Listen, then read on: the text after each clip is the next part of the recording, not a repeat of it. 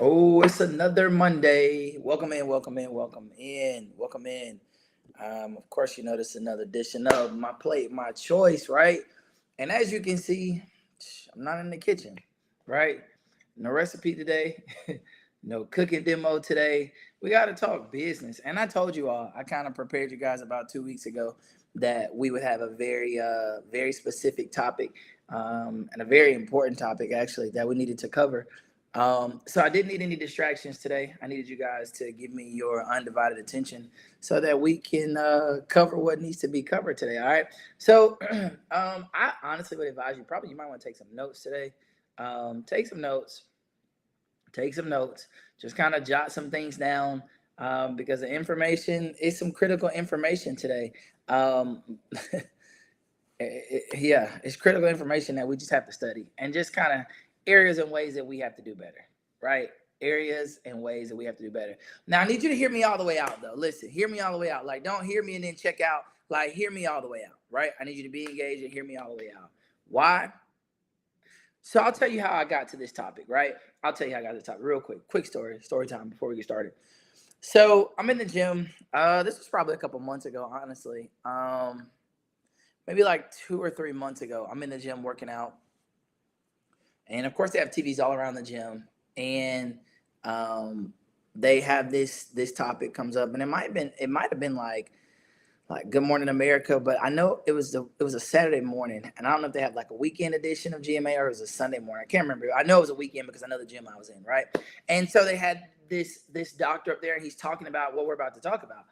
And so he talked about it, and of course I couldn't hear it, and I couldn't even see that particular gym. They don't do closed caption, so I couldn't hear it, but I just saw the tagline, right? And I was like, oh man, I got to go do some research on that. Like that might be something good to talk about on the show. And then as I started to dive in and kind of do research on it, I was like, oh yeah, yes, we got to talk about this. All right. So what are we going to talk about today? We are going to talk about gastrointestinal cancers. And you're going to ask me like, George, the show is My Plate, My Choice. Why are we talking about gastrointestinal cancers? Just stay tuned. I'm going to tell you exactly why. I promise I'll answer that question for you in just a few minutes. All right, so what are different types of gastrointestinal cancers? You got colorectal cancer, esophageal cancer, liver cancer, pancreatic cancer, stomach cancer, anal cancer, gallbladder cancer, small intestine cancer, and gastrointestinal lymphoma. All right? Those are the different types that fall under those are the different types of cancers that fall under the gastrointestinal cancers banner. Again, stay with me because I promise this is going to be applicable to you. Why is this important to me right now? I know that's a question you're asking, George. Why is this important? Early onset gastrointestinal cancers are rising at an alarming rate worldwide in the US and are increasing much faster than any other type of early onset cancer, including breast cancer. Think about this. You don't hear about this often. Typically, when you hear about cancer, breast cancer is like that leading thing that we all hear about. It's everywhere, it's all around us. But there are other types that like we just don't hear about, and the numbers are outpacing breast cancer, and that's not a good thing. It's not a good thing to win this race, right? But I'll say that fact again. Early onset gastrointestinal cancers are rising at alarming rates worldwide. In the US, the rates are increasing faster than any other type of early onset cancer, including breast cancer. Early onset GI cancer is typically defined as GI cancer as early onset GI cancer is typically defined as GI cancer. All right. So GI cancer is diagnosed in adults younger than 50 years old. So now, well, it's typically diagnosed in adults under 50 years old. This platform is predominantly people that fall in that bracket. It applies to you. Gastro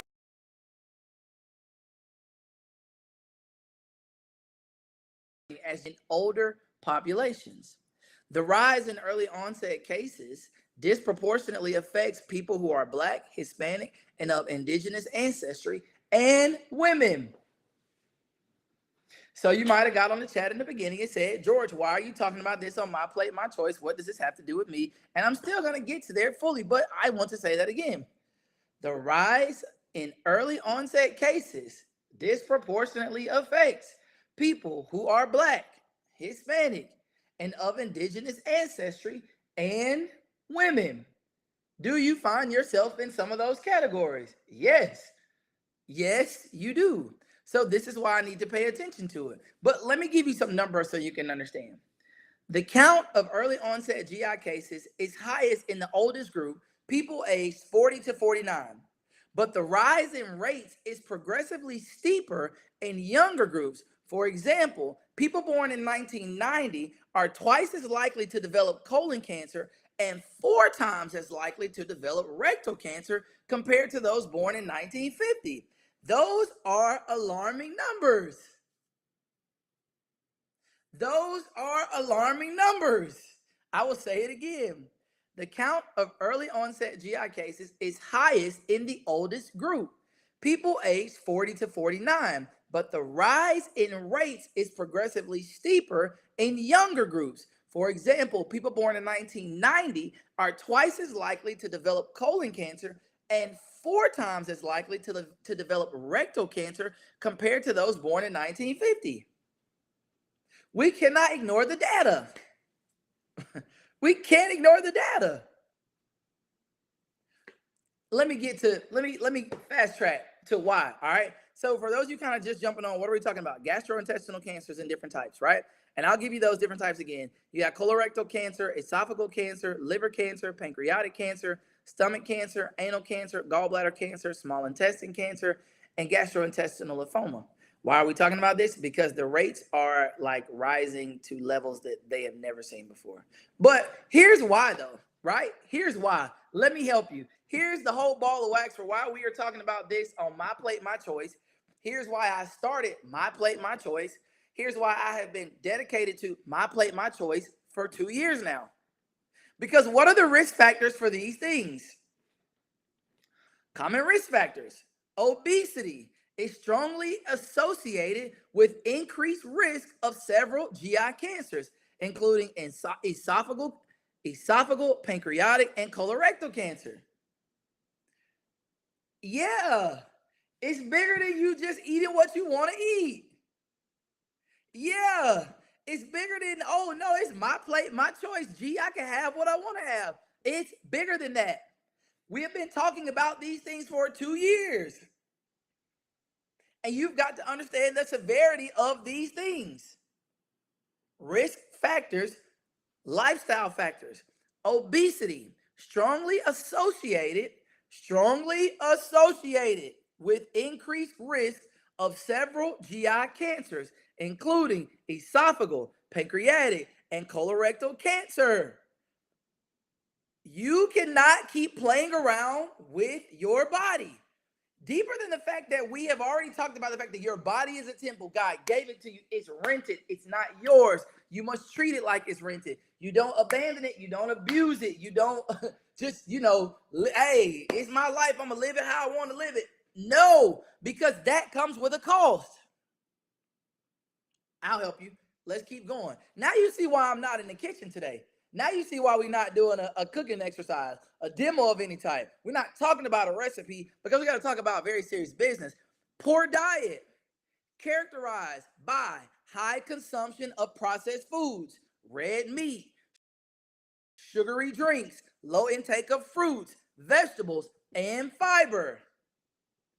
How long have we been talking about these things? 2 years now.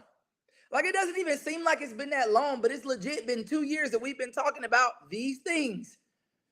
And I'm not talking about it for my help. I'm talking about it for the help and the growth of the community as a whole. Listen, we cannot keep playing. It's not just, listen, it's my body and I'm going to do what I want to. No, it's not.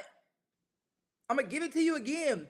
Poor diet characterized by, listen, the good thing about this is we are talking about this on a stream.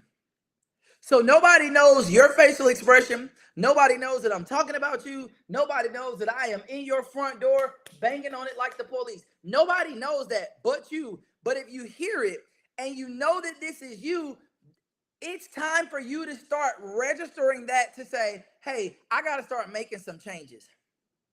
I got to start doing some different things, right? So poor diet characterized by high consumption of processed foods. Well, George, what are processed foods? A lot of the snacks that we eat, chips, a lot of the fast food that we eat, fast food is processed food, right? Like, George, break down the definition of processed foods for me. Food that has already been processed. It's like pre-cooked. It's processed already, making it easier for them to cook it in a very quick rate to give it to you. Surely, surely you don't think that Chick-fil-A gets a naked chicken breast and they are in the back cutting it up, breading it up, seasoning it, and then frying it. Surely you know that they are not back there doing all those steps. That food has already been processed.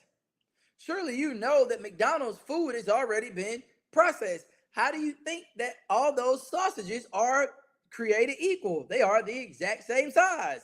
They look the exact same. Like, I often get breakfast for varsity and JV on Sundays. Every Sunday, not often, every Sunday. And so most times I go to McDonald's. I'll sometimes go to Jack's, just to give them some variety, right? I will watch them like make the stuff. Crazy. Because I make eggs every day. Every day I make 3 eggs in the morning and I make 3 eggs at night. So I know what my eggs look like when they come out the carton. And I also know I have never seen them crack an egg at McDonald's. Their egg is like a flap type joint. Like a little, or it's like another one's like a little mush. And they just put in this little drawer and it warms it up and then put it on your sandwich. That is what processed food is. It says foods increase risk for these things. Red meat. People ask me all the time, like, George, why don't you don't eat burgers? You don't like burgers? I like burgers. But I had a conversation with my dad, who you all know had a very significant bout with prostate cancer. And he told me like several years ago, he said, hey, son, listen, I'm gonna tell you, they said that red meat is a very high contributing factor to prostate cancer. The day he told me that, I was like, all right, bet, I'm good on it. I promise you, I've not had a burger since. I have not had a burger since. I used to like a good steak. Jay Alexander used to have, I think they still got it. It's a steak Maui. It was like a Hawaiian kind of steak type deal. Like, I love that steak. I love a good burger. Haven't had it since he told me. You got to love your body more than you love food. That is a bar. You have to love your body more than you love food.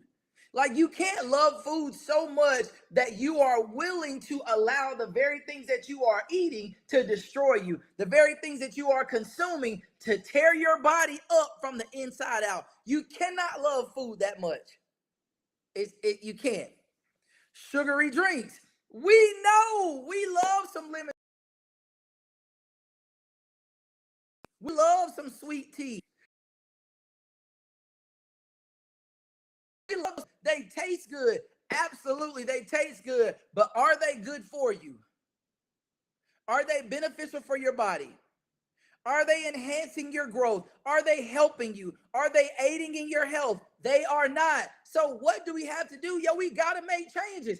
People laugh at me because they know every time I come somewhere, I'm coming in with what? I keep my water with me. You don't never catch me without my water and my phone. I'm going to keep both of those, right? Boom. Water, phone, they're right next to each other right now. Like, and they laugh because I'm coming in with my water. Like, I'll just drink water. I don't have to have the sugary drinks. Now, every now and then, I may just be like, yeah, I want some lemonade, right? Every now and then, I may want some lemonade. But what I'm telling you is those things are not common. Like, if you are looking at those things and you consume those every day, like you got 2, 3, 4, 5 sodas that you drink in a day. You drinking lemonade and sweet tea all day. Like, yo, come on. You are killing your body. Like, you cannot be mad at anybody else. This is you doing this. Sugary drinks and low intake of fruits, vegetables, and fiber. Yo, listen, we are adults. I don't want to hear another adult tell me that they don't like vegetables. Yo, you're an adult. Stop playing. Stop. Just stop. Stop. I don't like vegetables. Stop playing. Vegetables, they are your friends. Green vegetables, and keep them bright green when you cook them. Bright green vegetables. Broccoli, Brussels sprouts, green beans, squash and zucchini, cauliflower, What else? Cabbage, but cooked the right way. Kale. You understand? Like all these things, these good, this greenery, these things help your body. The fiber helps your body. How does it help my body, George? Let me tell you. For those of you who do not go use the restroom regularly, and by use the restroom, I mean a bowel movement. You do not have a regular bowel movement every single day. Take in more fiber. That fiber will force your body to move things like it needs to move it. Like you do understand that you do not need to eat on Monday and not have a bowel movement until Wednesday or Tuesday. That bad boy should be moving through daily, 2-3 times a day, daily. It is moving through as you consume, it's coming out when you are eating right. But if you're going once every couple of days, do you imagine? Imagine your body. Okay, very graphic, but think about it. When you go use the restroom, right, and you have a bowel movement, you release all those toxins from your body, right, and you smell that stench, that odor that comes, you're like, whoo, child, right? Imagine, right? Imagine like just carrying that around in your body for 2 or 3 days, and you think that's healthy. You're just walking around with that in your body, in your person, for 2, 3, 4 days. And in that 2, 3, or 4 day span, I want you to think about how much you are consuming. So you're adding to it with each meal, with each that you're adding to it. You got to get more fiber in there. Let the thing move. Move on through. Guess what else? Guess what else is a high risk factor? A sedentary lifestyle, which also contributes to obesity and is an independent risk factor for CRC. I need you guys to understand, like, it's okay if you work from home. If you work from home, like, that's okay. Like, I hear people tell me all the time, like, oh, George, I work from home, so I'm not moving. Baby, get a walking pad. Invest in yourself. Get a walking pad and walk while you at the house. On your lunch break, go walk. Before you clock in, go walk. When you clock out, there's no excuse. And let me tell you something. Go walk while it's hot outside. You do understand that the level of discipline and the level of commitment has to increase for you to go walk outside as we enter into the fall and winter season. Because if you didn't want to go when it's warm and it's beautiful outside, you definitely not gonna want to go when it's cold outside. You'd be like, oh, it's too cold to go walk today. I'm not gonna go walk today. This is why it's important for us to build up that level of discipline. But I'm risk factor for all these cancers, like you, of what you put on your plate. You think it's a game. You think it's a joke. Like, nah, I can still eat this. No, you can't. No, you can still eat it. Technically, you can still eat it. Technically, you can still eat it. But should you? But what is it doing to your body? How is it destroying your body? How is it hindering your body? How is it setting you backwards? See, I go to church with a lot of you all. Yeah, a lot of y'all go to New Life. I go to church with you all. And I hear you all when we sit in church and our pastor talks about thriving and thriving in 2025, right? And I hear y'all, woo! We thriving in 2025. And y'all got all these cute hashtags. I'm thriving. I'm thriving in 2025. I'm still thriving in 20. No, you're not. You cannot be thriving with an unhealthy body. You cannot. How? How? Tell me, how the heck you thriving and your body is unhealthy? How? How are you thriving and your body is moving backwards each day? It's harder and harder for you to do normal tasks. That's not the definition of thriving. Yo, like what? Yo, stop playing. What are we talking about? You want to thrive with what people see. Oh, you want to thrive with the car you drive. And you want to thrive with the house you live in. And you want to thrive with the clothes that you wear. And you want to thrive with your bank account so you can go take trips and post pictures. and tell people where all you been. Get your passport stamp. That's how you want to thrive. But you don't care that your body is not thriving. You don't care that this temple that God has blessed you with is shot out from the inside out. You don't care. That doesn't matter to you? Okay, just check it. Guess what else is a contributing factor? A strong risk factor. A strong risk factor. Smoking and alcohol consumption are well established risk factors. Did you hear me say well established risk factors? That means they not new to the party. They've been there. Well, you know how you moving? You know how you move into a neighborhood and somebody is they've been there for a while. They're well established. They've been there for a while. So smoking and alcohol consumption are well-established risk factors. If you ask me, that's why I believe the numbers are tripling, because this generation right now, they got to drink for everything. They love to drink. Drink. Got to drink for brunch. Got to drink for breakfast. I saw a video the other day. These kids nowadays, and I feel so old saying that. Golly, I feel old. But these children nowadays, like they were in the bathroom at their school, first day of school, with a bottle of Douce, which is an alcoholic drink. Some of y'all know. Like they in the bathroom with a bottle of Douce, and they passing around taking shots out. They were either eighth graders or they were freshmen in high school. Either way it goes, they still young. But how they got the bottle, I don't know, but like they passing around the bottle, recording themselves, taking shots in the bathroom, and that's the cool thing to do. I'm sure they got put out of school and expelled, but nonetheless, what I'm trying to say is, see, this generation, they feel like they got to drink for everything. And I'm saying for you, if you are a chronic alcohol drinker, I'm not trying to get in your business, but I'm telling you right now that those things are destroying your body. Yeah, you like party. Yeah, that's cool. Enjoy yourself, but understand that enjoyment comes at a cost. Listen, understand that enjoyment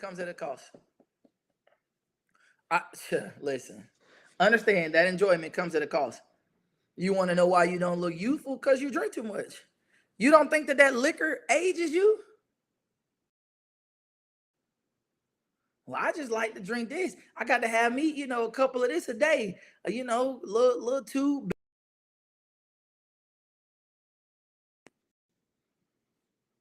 Okay, 2 beers. See, if you were to drink 2 beers a day, 7 days in a week, that's 14 beers a week. That's 28 beers in 2 weeks, right? That is, let me do some math. That's 56 beers a month.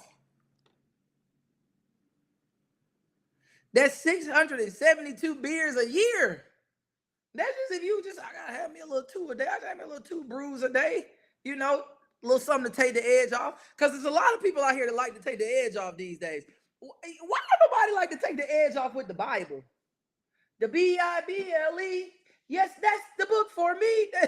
Nobody likes to take the edge off with the Bible anymore. Everybody want to take the edge off with something that's doing some damage to your body. You want to take the edge off with some alcohol, some liquor, as the folks say, some liquor. You want to take the edge off with some liquor, or you want to take the edge off with some sweets. You want to take the edge off with all things that are damaging your body. That is insane. You are not taking the edge off. You are taking years off. Like, it's funny, but it's not funny though.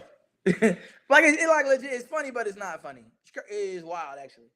It's wild. It says those risk factors are well established. Like, how can you play with something that's well established? You already know.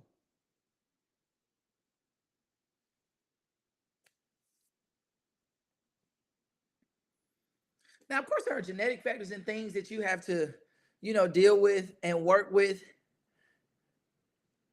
But we can't control the genetic factors, right? So if I can't control the genetic factors, I'm going to control what I can control. And guess what I can control? What's on my plate? Guess what I can control? How often I pull up in that drive-through line? Guess what I can control? What I drink every day? I can control how many sugary drinks I drink. I can control that for sure. Yeah. Ain't nobody making me do that. I can control that. Yeah, I can control a bad diet. I can control that.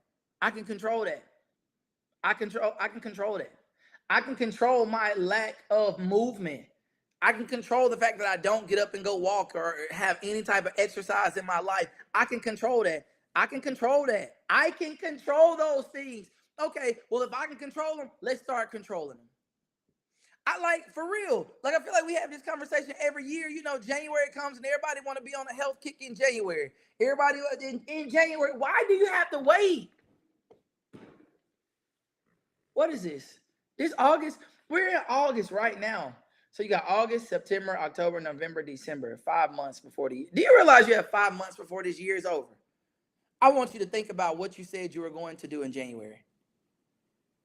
I'm strictly talking about just in this arena, in like how you were going to take care of your body, how you were going to do things differently with your body, how you were going to eat differently, how you were going to drink differently. Like, I just want you to think about all the different things that you said you were going to do in January, and the fact that you have 5 months left in this year. And you just evaluate where you are. Some of you all have done good. Like, I know some people. Like, what y'all don't understand, Miss Deborah Smith, we talk every time I come over to the main campus. We talk every single time, just about, that I come over to the main campus. And I can see that she is disciplined and that she is putting into practice the things that we talk about. I can see it.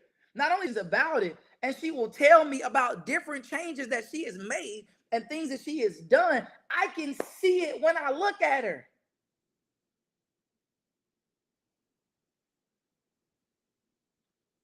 That's not the case for everybody. That's not the case for everybody. That's not the case for everybody. I'm not knocking anybody, but I'm just saying at a certain point, we really got to buckle down and start making these changes. I'm going to read you guys the factors that I said in the beginning. What are we talking about? Gastrointestinal cancers. What are the different types? Colorectal cancer, esophageal cancer, liver cancer, pancreatic cancer, stomach cancer, anal cancer, gallbladder cancer, small intestine cancer, and gastrointestinal lymphoma. Why was this important to you? Because it says early onset GI cancer is typical. No. This cancer is rising at an alarming rate worldwide and in the U.S. increasing faster than any other type of onset cancer, including breast cancer. Why also is this important to you? Because the rise in early onset cases disproportionately affects people who are Black, Hispanic, indigenous ancestry, and women.